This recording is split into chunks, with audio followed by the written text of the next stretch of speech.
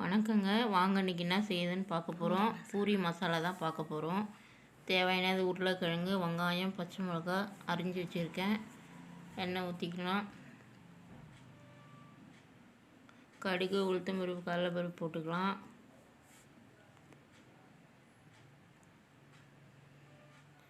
கறிவேப்பிலை போட்டுக்கலாம். வெங்காயம், பச்சை மிளகா போட்டுக்கலாம். நான் ஒரு 3 மிளகா தான் போட்டிருக்கேன். கொஞ்சம் தான் நம்ம பூரிக்கு செய்ய போகிறோம் உருளைக்கிழங்கு, அதனால் காரம் கம்மியாக தான் போட்டிருக்கேன். உங்களுக்கு எவ்வளோ தேவையோ அதை போட்டுக்கலாம். நல்லா வதக்கி விட்டுக்கலாம். கொஞ்சம் மஞ்சத்தூள்,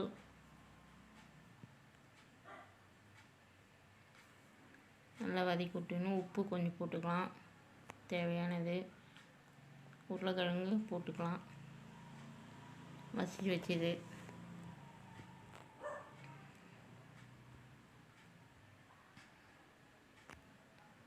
ரொம்ப தண்ணி ஊற்றக்கூடாது, கொஞ்சமாக ஊற்ற அப்படியே புட்டு மாரி வச்சுக்க வேண்டியதுதான். அப்போ தான் நல்லாயிருக்கும் பூரிக்கு.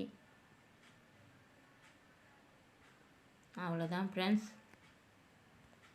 எப்படி இருக்குது சாப்பிட்டு பார்த்துட்டு சொல்லுங்கள், செஞ்சு பார்த்துட்டு.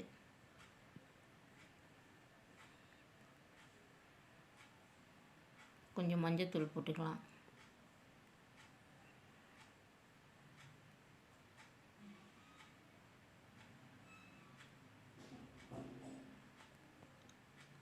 ஒரு 5 நிமிஷம் இருக்கட்டும். அப்படியே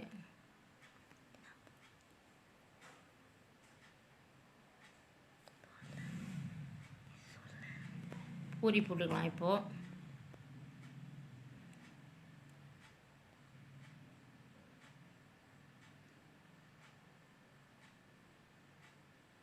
மைதா மாவு தான் போட்டிருக்கேன் ஃப்ரெண்ட்ஸ்.